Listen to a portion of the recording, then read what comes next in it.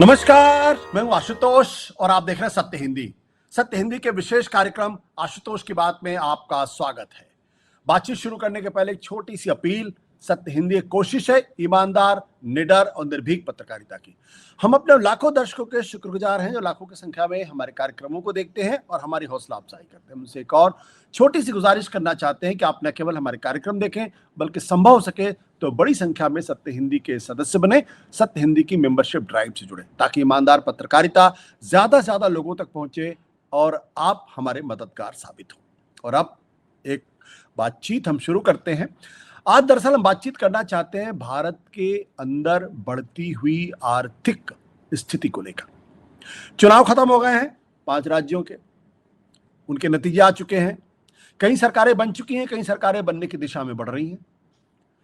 लेकिन इस बीच में प्रधानमंत्री ने अपने एक भाषण में जनता के नाम एक संदेश दिया है जो वाकई में न सिर्फ आपको चौंकाएगा बल्कि तमाम एक्सपर्ट्स को भी चौंका रहा है और जो इस ओर इशारा कर रहा है कि भारत की आर्थिक स्थिति लगातार खराब होती जा रही है और हम एक बड़े संकट की तरफ बढ़ते जा रहे हैं। प्रधानमंत्री ने कहा है कि सार्वजनिक परिवहन का उपयोग ज्यादा से ज्यादा करें, यानी जो पब्लिक ट्रांसपोर्ट है उसका ज्यादा से ज्यादा इस्तेमाल करें, जो निजी वाहन है उसका उपयोग कम करें, घर से काम करें। आपको याद होगा, घर से काम करें मतलब वर्क फ्रॉम होम। कोविड के समय में ये शब्द पहली बार प्रचलन में आया था। अब फिर प्रधानमंत्री कह रहे हैं कि वर्क फ्रॉम होम करें, ऑनलाइन करें। साथ ही साथ उन्होंने कहा है कि गैर जरूरी सोना न खरीदें, यानी नॉन एसेंशियल गोल्ड बाइंग पर कमी करें।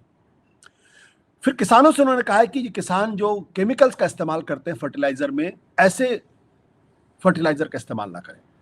विदेशी यात्रा कम करें। विदेशों में जो शादी करने का प्रचलन है वो भी कम करें और अगर आपको टूरिज्म करना है तो देश के अंदर आप यात्रा करें। और ये जो प्रधानमंत्री का वक्तव्य है या बयान है, ये बिल्कुल उसी तरीके की बात है जैसे कि हमने कोविड के समय में की थी। मैं ये नहीं कह रहा हूं कोविड जैसे हालात है, लेकिन कोविड के समय में प्रधानमंत्री ने इसी तरीके की अपील देश की जनता से किया था। कारपूल के बारे में उन्होंने बात की है। प्राइवेट जो गाड़ियों में लेकर हम अक्सर निकल जाते हैं उसको कम इस्तेमाल करने की बात की गई है। वर्क फ्रॉम होम की बात की गई है। ये सारी वो चीजें हैं जो दरअसल इस ओर इशारा करती है कि हमारी आर्थिक स्थिति बहुत अच्छी नहीं है। और इस बीच में जो इस वक्त डेटा हमारे पास आ रहा है वो वाकई में बहुत चौंकाने वाला डेटा है। जैसे हम कह सकते हैं कि जो फॉरेन पोर्टफोलियो इन्वेस्टमेंट है वो बड़ी गति के साथ देश से बाहर जा रहा है। इस साल तकरीबन 2,06 यानी 2.06 लाख करोड़ का जो फॉरेन पोर्टफोलियो है, इन्वेस्टमेंट है, वो बाहर जा चुका है, यानी देश से बाहर जा चुका है। स्टॉक मार्केट से निकाल के उसको बाहर भेजा जा चुका है और ये सिर्फ 4 महीने के अंदर। जब पिछले साल इसकी संख्या 1.6 लाख करोड़ के आसपास बताई गई थी पूरे साल में। विदेशी निवेश में भी कमी आ रही है, पिछले 14 साल का सबसे कम है, यानी 14.7%। और भी बहुत सारी चीजें हैं। तो ऐसे में आर्थिक स्थिति क्यों इतनी खराब हो रही है? इसके कारण क्या है? क्या ईरान का युद्ध इसके लिए जिम्मेदार है? क्या भारत का जो रुपया है डॉलर के मुकाबले जो 95 से ऊपर निकल गया, क्या उसके लिए भी ईरान युद्ध जिम्मेदार है? या दरअसल हमारी आर्थिक जो हमारा जो इकोनॉमिक सिस्टम है, जो इकोनॉमिक स्ट्रक्चर्स है, जो हमारी आर्थिक स्थिति है, उसके लिए सरकार की नीतियां जिम्मेदार हैं? इस पर बात करेंगे। हमारे साथ इस वक्त मौजूद हैं राजेश महापात्रा और ये उनका खास कार्यक्रम है राजेश का राज धर्म, अर्थ धर्म अर्थराज। तो राजेश जो हिंदुस्तान टाइम्स में पूरे एग्जीक्यूटिव एडिटर रहे हैं, साथ ही साथ पीटीआई के संपादक रहे हैं, हमारे साथ मौजूद है। राजेश, ये प्रधानमंत्री इतनी बड़ी अपील कर रहे हैं जनता से, क्या मतलब है? नहीं, इसका बहुत सारे निष्कर्ष निकाले जा सकते हैं। पहला निष्कर्ष तो यह है कि पहली बार औपचारिक रूप से सरकार ये मान रही है कि हम एक भारी आर्थिक संकट के सम्मुखीन हो चुके हैं। ये अब मैं नहीं कह रहा हूं, ये प्रधानमंत्री ने खुद कल पहली बार आर्थिक संकट जो शब्द हैं वो उन्होंने इसका इस्तेमाल किया। इन्होंने माना कि देश एक आर्थिक संकट का सम्मुखीन हो चुका है या हो रहा है। अभी तक जब से ईरान युद्ध शुरू हुआ है, अभी तक सरकार के तरफ से हमें यह कहा जा रहा था सब चंगासी, हमारे पास भरपूर फॉरेन एक्सचेंज रिजर्व्स है, हमारे पास तेल के स्टॉक है, हमारे पास फर्टिलाइजर के स्टॉक है, ये जो दिक्कत है ये टेम्पररी है, ट्रांजिटरी है, और हम जो प्रयास कर रहे हैं उस प्रयास के चलते मामला नॉर्मल हो जाएगा। लेकिन कल इन्होंने जो अपने तेलंगाना के दौरा के बीच जो इन्होंने कहा, तो इससे साफ जाहिर है कि सरकार अब मान रही है कि हमारे ऊपर एक भारी आर्थिक संकट आ चुका है। सबसे पहला निष्कर्ष ये निकलता है। लेकिन इससे हमें उतनी हैरानी नहीं है, क्योंकि सब लोग आर्ग्यू कर रहे थे कि हम एक आर्थिक संकट की तरफ बढ़ रहे हैं, सरकार डिनायल में है। तो इसीलिए खास करके आपके कई सारे शो में मैं ये बात कहा हूं, बहुत सारे अर्थशास्त्री हो, खास करके मार्केट्स भी हो, इन्वेस्टर्स हो, क्योंकि स्टॉक मार्केट ने माना नहीं कि आर्थिक संकट हम आर्थिक संकट हमारे लिए पैदा नहीं हुआ है, क्योंकि लगातार जो है स्टॉक मार्केट आप देख रहे होंगे बहुत बुरी तरह से गिरा है और उसके बाद उठने का नाम नहीं ले रहा है। यानी कि हर कोई मान रहा था कि आर्थिक संकट तो है, सिवाय सरकार को जानते हुए भी हमें एक तरह से आप कह सकते हैं कि गुमराह करने की कोशिश कह सकते हैं। लेकिन इसलिए ये उतना चिंता की विषय नहीं है। चिंता की विषय यह है कि उन्होंने जो इस आर्थिक संकट के मुकाबले में जो उन्होंने रेसिपी दी है, जो प्रिस्क्रिप्शन दी है, उसको लेकर चिंता जताने की बात है। क्योंकि राजेश, एक सवाल का जवाब देना बहुत जरूरी होगा, क्योंकि हमारे दर्शक इस बात को जानना चाह रहे होंगे। क्या यह आर्थिक संकट जो ईरान युद्ध हुआ उसकी वजह से है, जिसकी वजह से स्ट्रेट ऑफ हार्मुज बंद हुआ, पूरी दुनिया के अंदर एक आर्थिक संकट खड़ा हो गया, पेट्रोल और एनर्जी क्राइसिस खड़ी हो गई? क्या उस वजह से ये संकट है? अगर है तो फिर सरकार को जिम्मेदार ठहराना उचित नहीं होगा, क्योंकि उसकी वजह से तो सारी दुनिया में परेशानी है, दिक्कतें हैं। नहीं, हमारे अर्थनीति में बड़े सारी कमियां जो है वो जड़ पकड़ ली है कई दिनों से, और उसका कारण सरकार की नीति, हमारे जो प्राइवेट बिजनेस है उनके रवैया, बहुत सारे कारण हैं। लेकिन आर्थिक कमजोरी जो है हमारी कई दिनों से धीरे धीरे करके सेट इन हो रही है और बड़ी स्ट्रक्चरल रूप से हो रही है। उसको हम एक तरह से डिनायल मोड में रहे हैं। हमारी जो डेटा है, हम बार बार उस डेटा को जो है एक तरह से अलग छवि देते आ रहे हैं। तो अगर आप प्रॉब्लम है नहीं मानोगे तो प्रॉब्लम का सोल्यूशन कैसे आप ढूंढोगे, यही कहानी हो गई। लेकिन चूंकि हमारी कई सारे आर्थिक कमजोरियां थी, जब ईरान युद्ध हुआ तो हमारी अर्थनीति बाकी देशों के अर्थनीति के मुकाबले में ज्यादा घाटे में आ गया, ये आप कह सकते हैं। दूसरा बात यह है कि दूसरे देशों के मुकाबले में भारत का जो निर्भरता है इंपोर्टेड ऑयल, क्रूड ऑयल, और खास करके खाड़ी में उत्पाद हुए तेल के ऊपर, जो कच्चा तेल के ऊपर जितना निर्भरता हमारा है, कोई लार्ज इकोनॉमी का उतना निर्भरता नहीं है। तो इसीलिए हम बाकी देशों के मुकाबले में ज्यादा वल्नरेबल है। एक तो हमारी आर्थिक कमजोरी पहले से चली आ रही थी, और चूंकि हम इंपोर्टेड ऑयल के ऊपर इतना डिपेंडेंट है, तो जब ईरान युद्ध हुआ तो हमारी वल्नरेबिलिटी बाकियों के मुकाबले में ज्यादा हो गया। लेकिन कल जो प्रधानमंत्री ने जो कहा, तो उसके ऊपर मैं आना चाहूंगा। उन्होंने ये क्यों कहा? दरअसल में उनकी पूरी केंद्र बिंदु बातों का क्या रहा कि रुपया का बचाव करना है। रुपया का बचाव क्यों करना है? रुपया बड़ी तेजी से गिर रहा है। अगर आप जनवरी से अब तक लेंगे तो रुपया 5% से ज्यादा उसमें गिरावट आ चुका है। जबकि हिस्टोरिकली अगर पिछले 15-20 साल आप लें तो एवरेज में एक पूरे साल में हमारा रुपए का डिप्रिसिएशन डॉलर को लेकर 4% के करीब करीब रहता है। और अब पहला 4 महीने में ही पहला 4 महीने में ही हमारे 5% से ज्यादा रुपया डिप्रिशिएट हो चुका है और आशंका यह है कि आने वाले दिनों में ये और तेजी से इसमें गिरावट आएंगे। उसका कारण ये है कि रिजर्व बैंक ऑफ इंडिया का जो फॉरेन एक्सचेंज रिजर्व्स है, जो फॉरेन करेंसी एसेट्स हैं, डॉलर जो होल्ड करता है, समय समय पर रिजर्व बैंक वो डॉलर छोड़ के मार्केट में रुपये को थोड़ा बहुत सपोर्ट दे रहा है। लेकिन पिछले कुछ हफ्तों से ये समझ में आ गया, जिस रफ्तार से यहाँ पे फॉरेन पोर्टफोलियो इन्वेस्टमेंट, जैसे आपने शुरू में कहा, स्टॉक मार्केट से फॉरेन इन्वेस्टर्स जिस तरह से 2 लाख करोड़ के ऊपर पैसा निकाल लिए हैं, फॉरेन डायरेक्ट इन्वेस्टमेंट में भी मंदी है, यहाँ के कंपनियों का जो बाहर इन्वेस्टमेंट करना होता है उसमें लगातार वो ट्रेंड जारी है। ये सब चीजों के चलते अब बड़ा मुश्किल हो गया है रिजर्व बैंक ऑफ इंडिया को कि डॉलर बेचकर रुपए को सपोर्ट करें। अगर आप ये चार्ट देखेंगे तो इसमें साफ तौर पे दिख रहा है कि हमारा जो फॉरेन करेंसी एसेट्स हैं, ये पिछले 5 साल में, मतलब कोविड के समय जहां पर था, मतलब कोविड के 1 साल के बाद जहां थे वहां पर आ चुका है।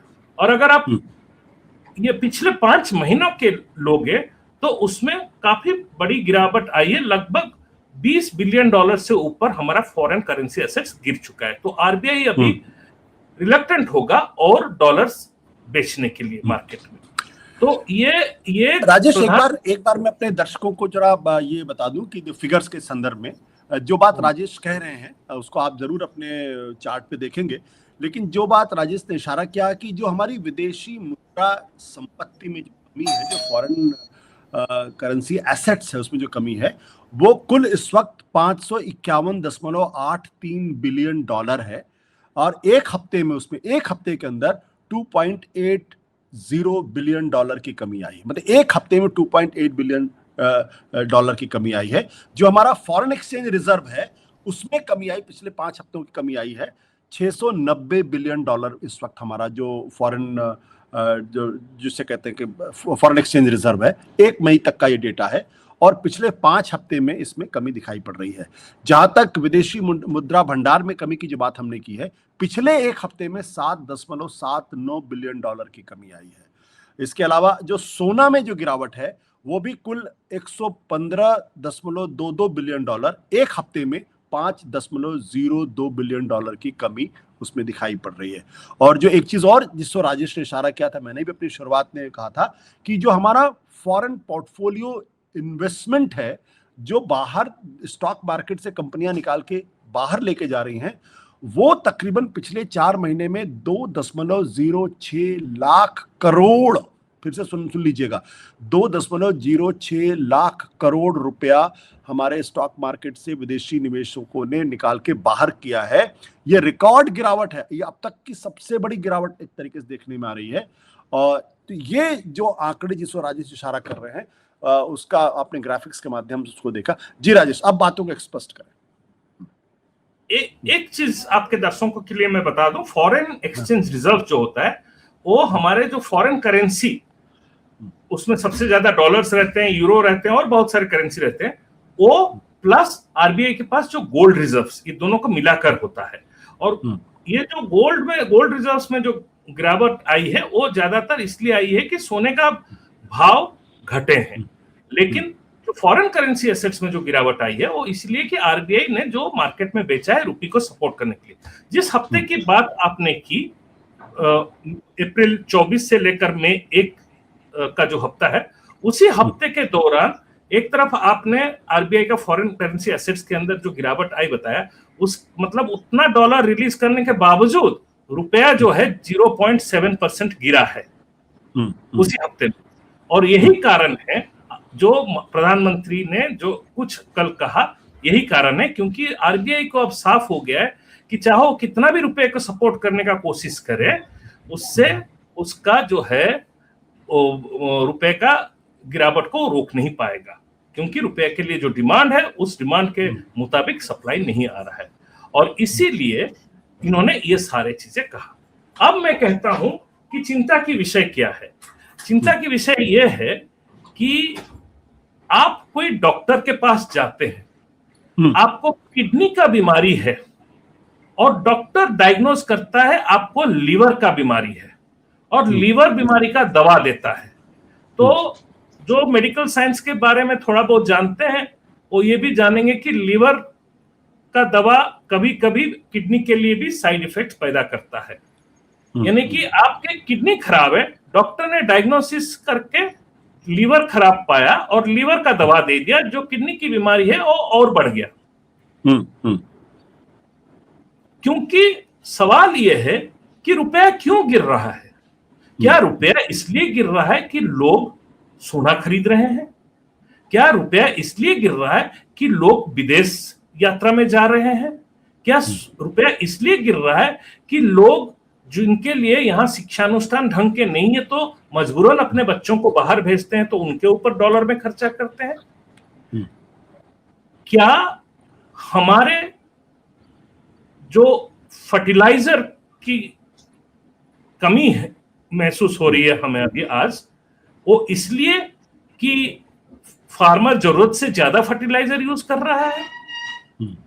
तो ये असल कारण नहीं है। असल कारण रुपए गिरने का, जैसे आपने बताया कि विदेशी निवेशक जो है आपके अर्थव्यवस्था में, उसको अब ज्यादा कॉन्फिडेंस नहीं है, वो आपका अर्थनीति को लेकर उत्साहित नहीं है। वो सोचता है कि आपके अर्थनैतिक आउटलुक जो है, नजारा जो है वो उतना खास नहीं है, तो वो अपना पूंजी निकाल के ले जा रहा है।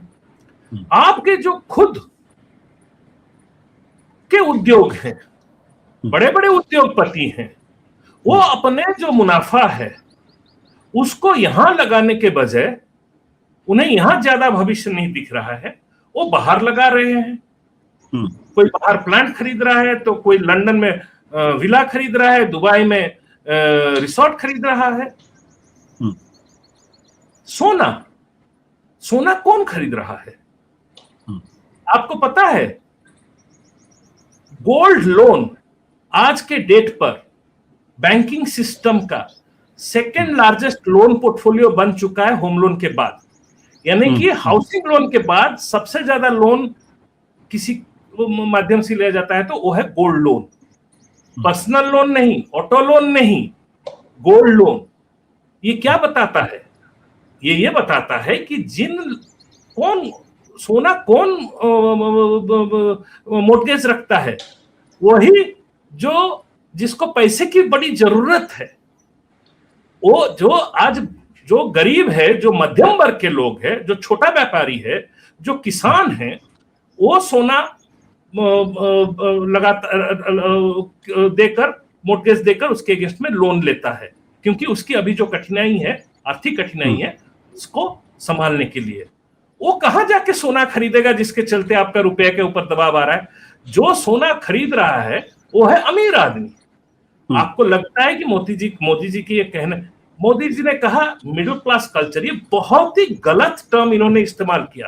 पिछले इनके पूरे राज्य में सबसे अगर किसके ऊपर दबाव ज्यादा आया है, कोई सबसे ज्यादा स्क्वीज हुआ है, वो है मिडिल क्लास। मिडिल क्लास से आपने सब कुछ छीन लिया और ऊपर आप कह रहे हो कि मिडिल क्लास कल्चर है कि विदेशों में शादी करना। आप भी मिडिल क्लास में हैं, हम भी मिडिल क्लास में हैं। विदेशों में अपना बच्चों का शादी करना तो छोड़िए, हम तो अपना गिरजा गांव में भी बच्चे का शादी आज के डेट पर नहीं करा सकते हैं। हम और आप जाते हैं बाहर शादी कराने के लिए। जो लोग बाहर अपने बच्चों का शादी कराने जा रहे हैं, क्या वो इस बात पर मोदी का बात सुनेंगे कि वो कम करने? खैर, बात यह है कि इन चीजों के वजह से रुपए नहीं गिर रहा है। जिन चीजों के वजह से रुपए गिर रहा है वो है विदेशी निवेशक को आपके अर्थनीति के ऊपर कोई कॉन्फिडेंस नहीं है, आज के डेट पर भरोसा नहीं है। दूसरा, आपके खुद का उद्योग जो है अपना मुनाफे का पैसा बाहर ले जाने पर तत्पर है। तीसरा जो है, आपके निर्यात आगे नहीं बढ़ रहे हैं। आपके मर्चेंडाइज एक्सपोर्ट्स ऑफ गुड्स लगभग फ्लैट चल रहे हैं पिछले कई सालों से, और आपके जो आईटी सर्विसेज की एक्सपोर्ट्स जो थोड़ी राहत आपको देती थी, वो भी धीमी होने लगी है और आने वाले दिनों में और धीमी होगी।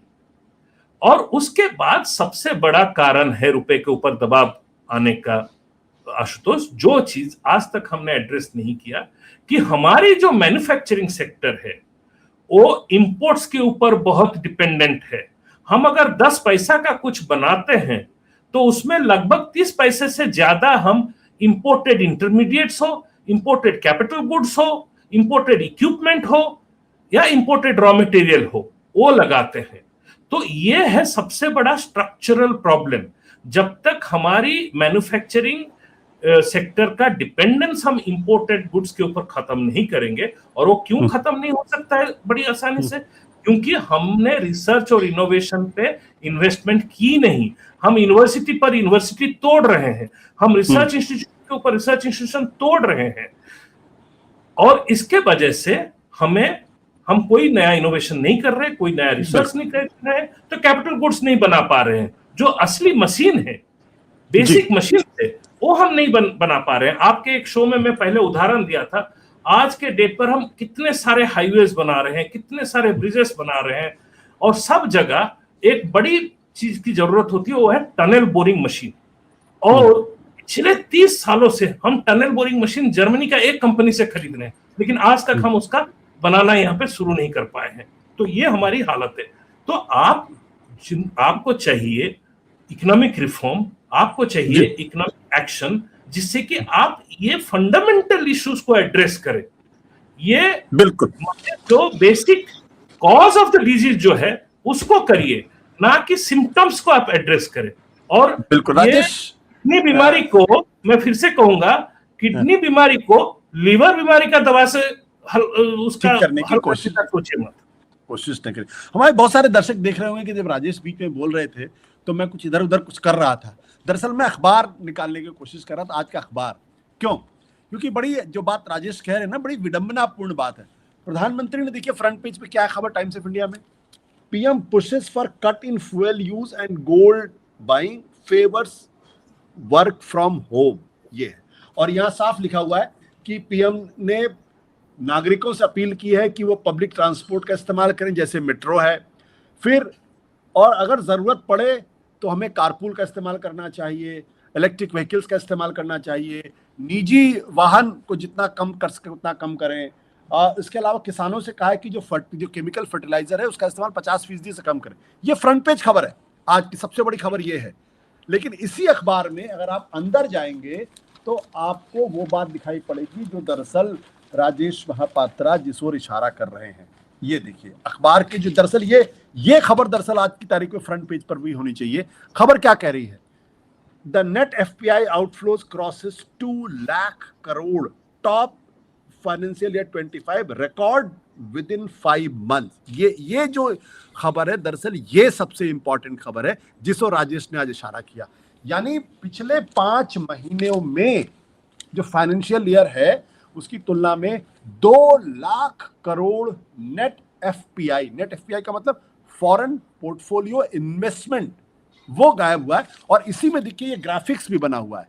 ग्राफिक्स में क्या कह रहा है कि जनवरी 2.06 और इसके नीचे लिखा 1.66, यानी पिछले साल 1.66 लाख करोड़ रुपया बाहर चला गया। इस साल 5 महीने में 2 लाख के आसपास करोड़ रुपया बाहर गया। तो एक ही अखबार में जो बात राजेश कह रहे हैं उसकी ध्वनि यहां दिखाई पड़ती है, और इसमें अंदर लिखा हुआ है कि हमारा जो रुपया है वो क्यों भाग रहा है। और साथ ही साथ इसमें यह भी लिखा हुआ है कि जो हमारा विदेशी जो नेट फॉरेन इन्वेस्टमेंट है वो 14.7% पे आ गया है, जो पिछले 14 साल में सबसे कम है, तो राजेश दरअसल मैं इसीलिए इधर उधर अखबार पे हाथ मार रहा था, क्योंकि मुझे लगा कि जो बात आप कह रहे हैं उसको मैं जरा अपने दर्शकों के सामने बता दूं कि राजेश जो बातें कह रहे हैं वो अखबार भी उसकी तस्दीक कर रहा है। इस संदर्भ में कहा था। अब ये हम कई बार इस प्रोग्राम पे हम बातचीत कर चुके हैं कि हमारा जो नेट फॉरेन इन्वेस्टमेंट है वो बाहर जा रहा है, हमारी कंपनियां बाहर कर रही हैं। तो क्या कारण है कि क्यों, और प्रधानमंत्री जी बार बार कह रहे हैं कि भाई हम तो दुनिया के सबसे फास्टेस्ट ग्रोइंग इकोनॉमी है। पहले कहते थे बहुत जल्द तीसरी सबसे बड़ी अर्थव्यवस्था बन जाएंगे, अब तो छठी पहुंच गए। जो ब्रिटेन और जापान हमसे फिर आगे निकल गए हैं। इसका फंडामेंटल कारण क्या है? हम क्यों नहीं इसको एड्रेस कर पा रहे? आशुतोष, हमारे ये जो विशेष कार्यक्रम आपने शुरू किया है आज से, अर्थराज, मेरी ये सलाह रहेगी कि ये जो आप सवाल उठाए हैं, इसका जवाब जो हमारी मैन्युफैक्चरिंग का कॉम्पिटिटिवनेस क्यों नहीं है, उसी में छुपा हुआ है। और इसके ऊपर अगला एपिसोड हम इसी के ऊपर करेंगे, क्योंकि अभी का जो बात है, ये कुछ और चीजें मैं बोलना चाह रहा था प्रधानमंत्री के कल के भाषण के संदर्भ में। मेरे ख्याल से हम वहां से डाइग्रेस कर जाएंगे, क्योंकि समय सीमित है। तो एक दो और मुद्दे हैं जिनके ऊपर मैं आपके दर्शकों का नजर डालना चाहूंगा। दो चीजें हैं। पहला बात यह है कि जो सारे चीजें प्रधानमंत्री ने कहा, और जैसे आपने कहा अखबारों के बारे में, अंग्रेजी अखबार में तो कभी कभी कुछ ये एनालिसिस आ जाते हैं, हिंदी अखबारों में भी आ जाते हैं, लेकिन आज एक लीडिंग हिंदी अखबार, मैं नाम नहीं लूंगा, जैसे आपने दिखाया उसी तरह ये खबर के बीच में उन्होंने एक बॉक्स बनाया है, और उस बॉक्स के अंदर उन्होंने बकायदा लिखा है कि विदेश, ये 4 मुद्दों के ऊपर 22 लाख करोड़ खर्चा होते हैं।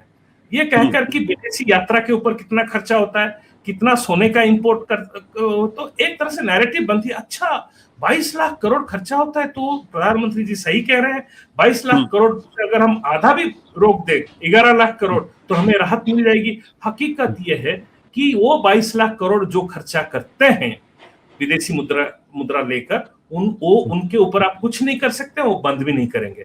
और सबसे उसका बड़ा प्रूफ अभी होगा, मैं चाहूंगा कि सत्य हिंदी में आप एक कार्यक्रम अलग से करिए, एक इन्वेस्टिगेटिव जर्नलिज्म करिए, कि आज प्रधानमंत्री ने अभी ये आह्वान दिया है। आप देखिए इस बार के समर वेकेशन में कितने मंत्री, कितने नेताओं के फैमिली यूरोप में वेकेशन करते हुए आपको मिलेंगे। तो प्रधानमंत्री खुद ये वादा करे कि 1 साल तक वो भी कोई विदेश यात्रा में जाएंगे नहीं। राजेश, एक इंटरेस्टिंग बात बताऊं मैं आपको, बड़ी इंटरेस्टिंग बात। मैं करीब कई साल पहले मैं नीदरलैंड में था।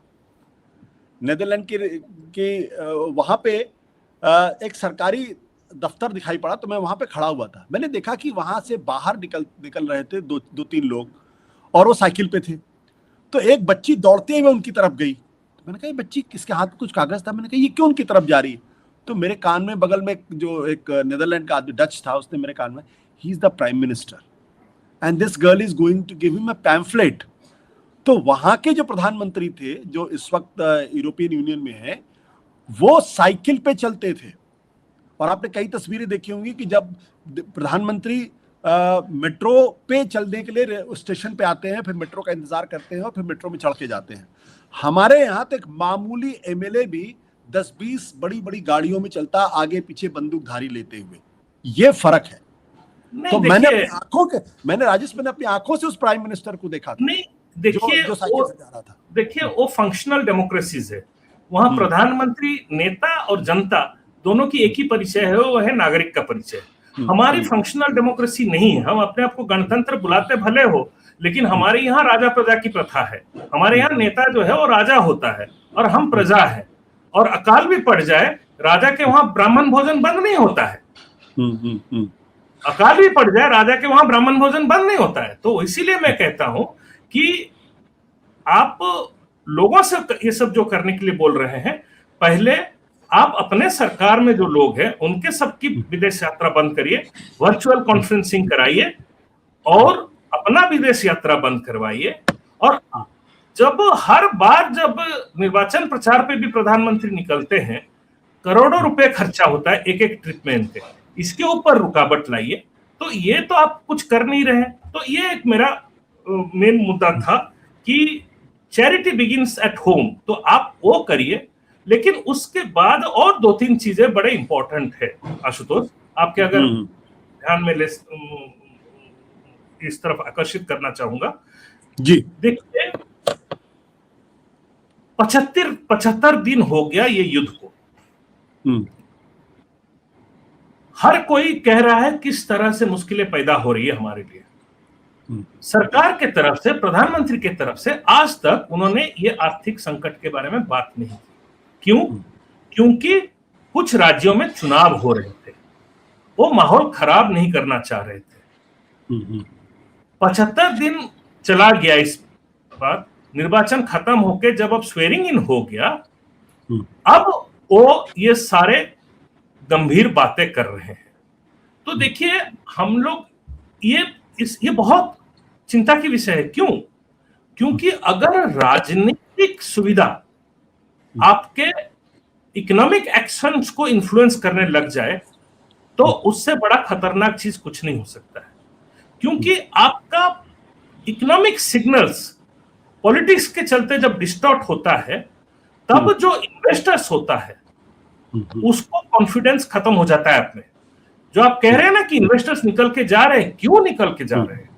ये बहुत सारे कारणों में से ये एक कारण है कि यहाँ तो हर इकोनॉमिक एक्शन जो है पॉलिटिक्स से गाइडेड होने लगा है। तो आप 75 दिन वेट किया, आपने पेट्रोल डीजल का प्राइस हटाया नहीं। कल जो बयान दिया है आपने उसके बाद आप ये उम्मीद रख सकते हैं कि अब हो सकता है आज शाम से ही पेट्रोल डीजल प्राइस बढ़ना शुरू हो जाए।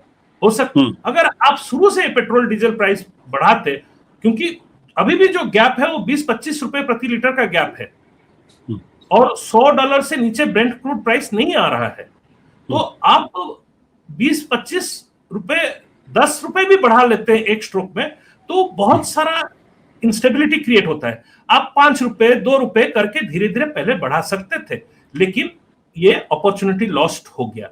आप गलत सिग्नल दे रहे हो। अब आप 4 महीने के बाद उत्तर प्रदेश इलेक्शन का माहौल बन जाएगा, कुछ दिनों के बाद कुछ राज्यों में इलेक्शन आने वाला है, तो आप इलेक्शंस को देखकर अगर इलेक्शन को सामने रखकर अगर अपना पॉलिसी बनाने लगोगे तो उससे खतरनाक चीज कुछ नहीं हो सकता है। 2-3 चीजें मैं तुरंत कह लेता हूं, उसमें लास्ट पॉइंट पे आऊंगा जो सबसे बड़ी चिंता की विषय है। इन्होंने जो जो चीज कहा उसका और क्या निष्कर्ष लगा सकते हैं? पेट्रोल डीजल का प्राइस बढ़ने लगेगा। अब किसी तरह का ना किसी तरह से ये अब कुछ रेस्ट्रिक्शंस लाएंगे गोल्ड इंपोर्ट्स के ऊपर और फॉरेन ट्रैवल्स के ऊपर, यानी कि कुछ टैक्स अलग से लग सकता है, इसका आप उम्मीद रख सकते हैं। इन्होंने जो कह दिया किसानों को कि 50% फर्टिलाइजर कम यूज करिए, इसका मतलब जो फर्टिलाइजर का प्राइस बढ़ रहा है और उस बढ़ने के चक्कर में सरकार को सब्सिडी देना पड़ता है एक्स्ट्रा, शायद सरकार ये मूड बना रही कि हम सब्सिडी नहीं देंगे, आप ज्यादा पैसा अपने अगर फर्टिलाइजर ज्यादा इस्तेमाल करोगे तो अपने पॉकेट से पैसा दो। शायद किसानों को ये संकेत दिया जा रहा है। अब सबसे आखिर में मैं आ रहा हूं जो अच्छा एक छोटा और एक चीज है, आप निजी गाड़ी को छोड़कर पब्लिक ट्रांसपोर्ट लीजिए कह रहे हैं। अरे पब्लिक ट्रांसपोर्ट को लेकर तो आप कुछ ही नहीं कर रहे हो, यही तो हम भी कहते आ रहे हैं कि आप पब्लिक ट्रांसपोर्ट के ऊपर इन्वेस्ट करो। आप इलेक्ट्रिक व्हीकल्स, गरीब के लिए इलेक्ट्रिक व्हीकल नहीं है, आम आदमी, मैं आज के डेट पर इलेक्ट्रिक कार खरीद नहीं सकता हूं, इलेक्ट्रिक कार्स इतने महंगे हैं, तो आपने रखा ही नहीं कोई ऑप्शन। ये कोई सोल्यूशन नहीं है आप इलेक्ट्रिक व्हीकल यूज करिए। आप पब्लिक ट्रांसपोर्ट, इलेक्ट्रिक व्हीकल एक तरह से एक्सक्लूसिव है, एक्सक्लूजनरी है, बड़े कम लोग उसको अफोर्ड कर सकते हैं। आप पब्लिक ट्रांसपोर्टेशन के ऊपर खर्चा नहीं कर रहे हैं। अब आखिरी जो सबसे इंपॉर्टेंट चीज है, कल के भाषण के दौरान अगर आप देखे होंगे, एक बार नहीं, 2 बार नहीं, 3 बार नहीं, उससे ज्यादा बार उन्होंने एक शब्द का इस्तेमाल किया, वो है देशभक्ति। देशभक्ति, देशभक्ति का आड़ में उन्होंने कहा देशभक्ति के चलते लोग सोना दे देते थे, अभी सोना देने की आवश्यकता नहीं है, लेकिन सोना खरीदो मत। देशभक्ति के चलते लोगों ने ये किया, देशभक्ति के चलते लोगों ने वो किया, और कर्तव्य अपना करो पूरे समर्पण के साथ। ये भाषा वही भाषा है जो ना केवल आपको कोरोना के समय सुनने को मिला था, नोटबंदी के समय में भी सुनने को मिला था। और ठीक नोटबंदी में जैसे मैंने कहा, किडनी की बीमारी के लिए लीवर का दवा इस्तेमाल हुआ, दे दिया गया। ब्लैक मनी को रोकने के लिए नोटबंदी किया गया, लेकिन ब्लैक मनी का कुछ नहीं हुआ, क्योंकि नोटबंदी से ब्लैक मनी नहीं रुकता है। लेकिन छोटे व्यापारी, छोटे उद्योगपति और आम आदमी के ऊपर जो कठिनाई आई, वो आज तक बड़े सारे छोटे व्यापार वहां से निकल नहीं पाए। कोरोना के समय ठीक वही हुआ, आपने हर तरह का ऐलान किया, लेकिन कॉर्पोरेट्स को छूट पे छूट देते गए और कॉर्पोरेट अभी तक अपना निवेश नहीं बढ़ाया। और आज भी आप वही कह रहे हो कि आम जनता सैक्रिफाइस करे, आम जनता देशभक्ति का प्रमाण दे। क्यों भाई? देशभक्ति का प्रमाण आप दो, देशभक्ति का प्रमाण पूंजीपति दे, देशभक्ति का प्रमाण अमीर आदमी दे। और आप बड़े सारे अमीरों का ये तो अब डेटा है कि पिछले 5 सालों में इंडिया के रिच के वेल्थ जो है वो जबरदस्त उसमें इंक्रीज हुआ है। लगाइए टैक्स, पैसा निकालिए बिल्कुल। और पैसे को आप गरीबों के बीच में वितरण करिए, पेट्रोल सब्सिडी दीजिए, फर्टिलाइजर सब्सिडी दीजिए। आप ये क्यों ऐलान कर दिए हो कि देशभक्ति के लिए अब आप जो है अपने पीठ पे जो 100 किलो का भार था अब 200 किलो होने वाला है, उसके लिए तैयार हो जाइए। ये गलत बात है। ठीक है। राजेश जो बात कह रहे हैं वो इम्पोर्टेंट बात है और बहुत इम्पोर्टेंट बात है।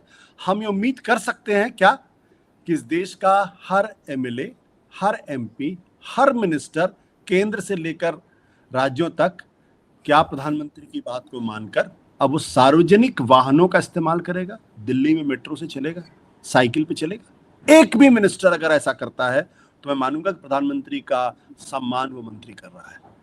लेकिन मैं गारंटी के साथ कह सकता हूं एक भी ऐसा नहीं होगा जो प्रधानमंत्री की बात को मान के अपनी बड़ी गाड़ियों के काफिले छोड़ के वो मेट्रो पे चलने को तैयार होगा या चलेगा। बहुत बहुत शुक्रिया, धन्यवाद, नमस्कार।